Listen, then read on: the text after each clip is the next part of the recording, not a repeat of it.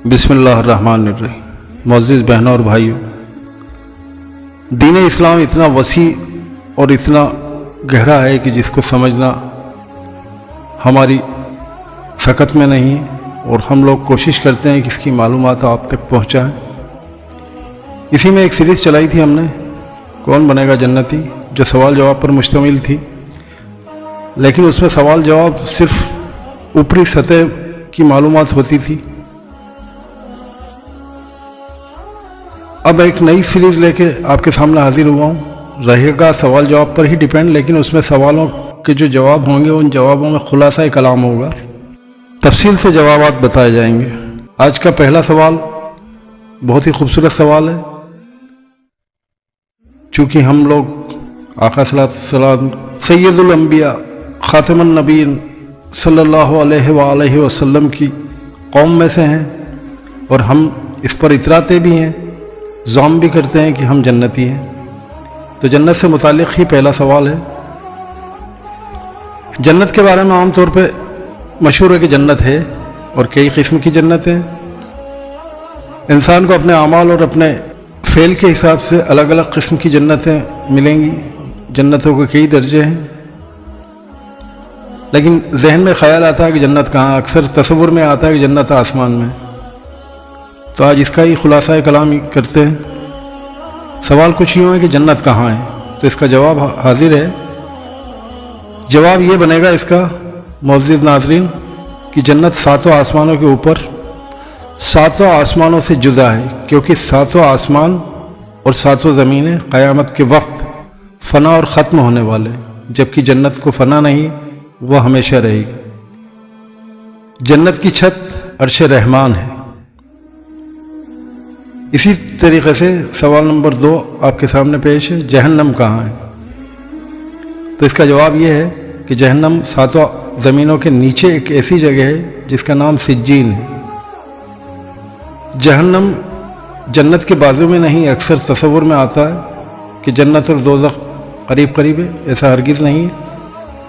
जिस ज़मीन पर हम लोग रहते हैं ये पहली ज़मीन कहलाती है। इसके अलावा 6 ज़मीनें और हैं जो हमारी ज़मीन के नीचे, हमारी ज़मीन से अलहदा और जुदा हैं। अल्लाह ताला ने इसकी तफसील सूरह मुल्क में फरमाई है।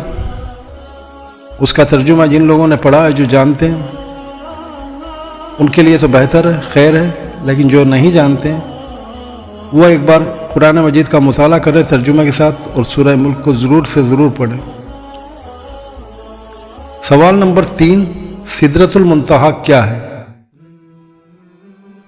अक्सर लोग जानते हैं सिदरतुल मुंतहा वो जगह है जहाँ पे हमारे आका सल्लल्लाहु अलैहि वसल्लम शब मेराज के दिन तशरीफ़ ले गए थे। मदीना मुनव्वरा से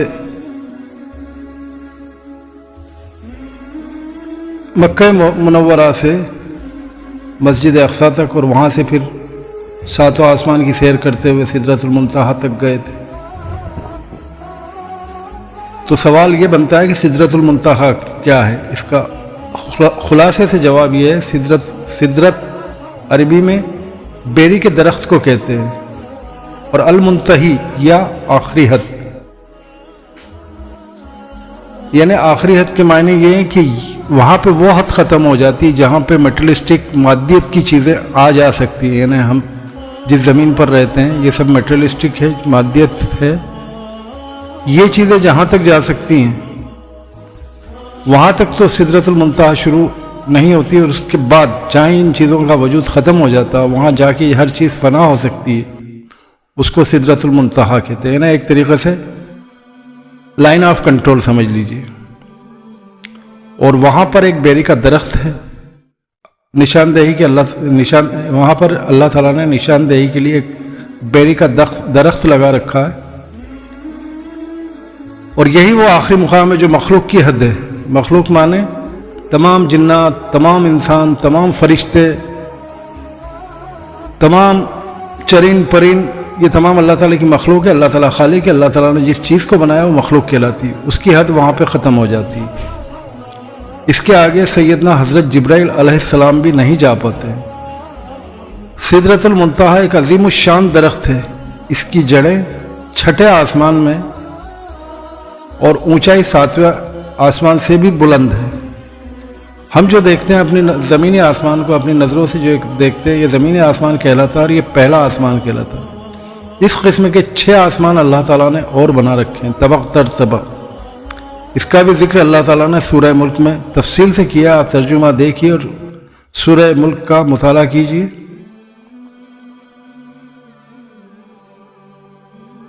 اس کے پتے، سدرا کے پتے جو ہیں ہاتھی کے کان کے برابر ہیں، اور پھل بڑے گھڑے جیسے، جو ہمارا ایک گھڑا ہوتا ہے پانی بھرنے کا، اس کے برابر پھل ہیں، مطلب اس میں بیر اتنے بڑے بڑے لگتے ہیں، اور اس پر سنہری تتلیاں منڈلاتی رہتی ہیں۔ یہ درخت جنت سے باہر ہے۔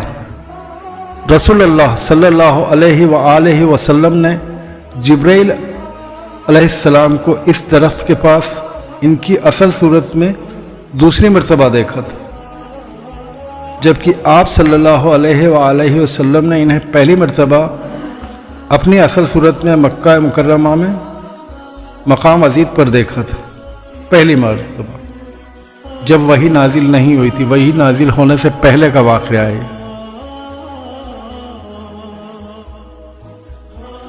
سوال نمبر 4، حورین کون ہیں؟ اکثر ہم لوگوں نے سنا ہوگا کہ نیک عمال کرو گے تو حوریں ملیں گی، آپ کو جنت میں جائیں گے، حوریں ملیں گی۔ تو حوروں کا تصور ہمارے ذہن میں اکثر عجیب سا بن جاتا ہے۔ میں خلاصے سے اس میں آپ کو سمجھانے کی کوشش کرتا ہوں۔ حوریں جنت میں مومن کی بیویاں ہوں گی۔ یہ نہ انسان ہیں اور نہ ہی جن ہیں اور نہ ہی فرشتے ہیں، اور حوریں اللہ تعالیٰ کی ایسی مخلوق ہے جن کو کسی فرشتوں نے بھی نہیں دیکھا، نہ چھوا۔ انہیں صرف نیک مومنوں کو ہی دیا جائے گا، جو نیک صالح اعمال کر کے جنت میں جائیں گے۔ اللہ تعالیٰ نے انہیں مستقل پیدا کیا ہے۔ یہ اتنی خوبصورت ہے کہ اگر دنیا میں ان میں سے کسی ایک کی محض جھلک دکھائی دے جائے تو مشرق اور مغرب کے درمیان روشنی ہو جائے۔ حور عربی زبان کا ایک لفظ ہے اور حورا کی جمع ہے۔ اس کے معنی ایسی آنکھیں جس کی پتلیاں نہایت سیاہ ہوں، ان آنکھوں کی جو پتلیاں ہوتی ہیں نا کالی، وہ حد سے زیادہ کالی ہوں، اور اس کا اطراف یعنی اس کے آس پاس جو سفیدی ہوتی ہے حد سے زیادہ سفید ہو۔ این عربی میں آئینے کی جمع ہے اور اس کے معنی ہے بڑی آنکھوں والی۔ سوال نمبر 5، ولدان مخلدون کون ہیں؟ ولدان مخلدون کون ہیں؟ جواب ہے، یہ اہل جنت کے خادم ہیں۔ یہ بھی انسان یا جن یا فرشتے نہیں ہیں۔ یہ تمام یہ ایسے نیک مومنوں کو اللہ تعالیٰ عطا کرے گا جنہوں نے نیک اور صالح اعمال کیے ہوں گے، اور بغیر سزا کے، یعنی ہم لوگوں نے گناہ تو کیے نا بے شک، تو گناہ کی سزا ملے گی، تو بغیر سزا کے جو جنت میں جائیں گے انہیں اللہ تعالیٰ عطا کرے گا۔ انہیں اللہ تعالیٰ نے اللہ تعالیٰ نے اہل جنت کی خدمت کے لیے مستقل پیدا کیا۔ یہ ہمیشہ ایک ہی عمر کے رہیں گے، یعنی بچے ہی رہیں گے، اس لیے انہیں الولدان المخلدون کہا جاتا ہے۔ سب سے کم درجے کے جنتی کو 10,000 ولدان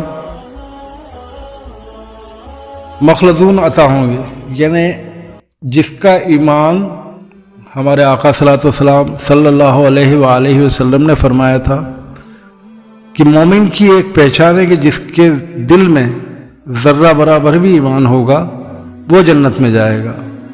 اب ہم کیسے پتہ لگائیں کہ ذرہ برابر ایمان کیا ہے؟ تو اس کی صرف ایک آپ کو وہ کرائٹیریا کہ جس کے دل میں صرف اتنا یقین ہوگا کہ اللہ ایک ہے اور اس کا کوئی شریک نہیں، اور حضرت محمد مصطفیٰ صلی اللہ علیہ وآلہ وسلم اللہ کے رسول ہیں، اور ہمیں ان کی سنتوں پہ، ان کی شریعتوں پہ عمل کرنا ہے، یعنی لا الہ الا اللہ محمد رسول اللہ۔ جس کا اس کلمے پر یقین ہوگا وہ سب سے کم درجے کا مومن ہوگا۔ معزز بہنوں اور بھائیوں، اگر آپ کے علم میں اضافہ ہوا ہو تو اس کو دوسروں تک پہنچا کر ان کے علموں میں بھی اضافہ کیجیے، اور علم دین سیکھتے رہیے، علم دین سکھاتے رہیے، اور علم دین گھر گھر پہنچاتے رہیے۔